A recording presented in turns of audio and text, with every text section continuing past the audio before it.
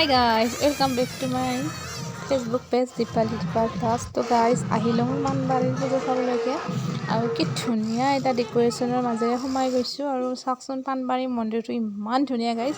আপোনালোকে যদি আহি পোৱা নাই কেতিয়াবা আহিবচোন। পানবাৰী কালী মন্দিৰ বিজনী ডিষ্ট্ৰিক্ট হয়। তো বহুত বেছি ভাল লাগিল গাইজ। চাওকচোন ইমান ধুনীয়াকৈ মানে সজাইছে পৰাইছে আৰু একদম বহুত বেছি মনটো ভাল লাগি গ'ল।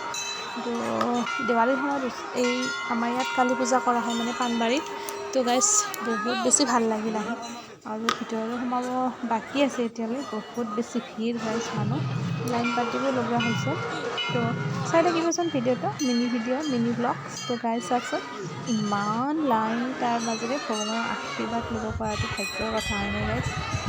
তো গাইজ ইমানেই ঘূৰিলোঁ মন্দিৰটোৰ পৰা সঁচাকৈ কৈছোঁ বিদ্যা কচংছে একদম ওলাবলৈকে মন নাযায় সঁচাকৈ গাইজ। ইমান বহুত বেছি ভাল লাগে, মনটো বহুত পবিত্ৰ লাগি যায় গাইজ। মন্দিৰত গ'লে এনেও পবিত্ৰ লাগে, কিন্তু মা কালী মাৰ মন্দিৰত আকৌ বহুত বেছি ভাল লাগিল গাইজ। তো ইমান ধুনীয়া এটা পৰিৱেশ আৰু লগতে কি বুলি ক'ম গাইজ, সঁচাকৈ কৈছোঁ ইমান ধুনীয়াকৈ সজাইছে পৰাইছে মন্দিৰটো।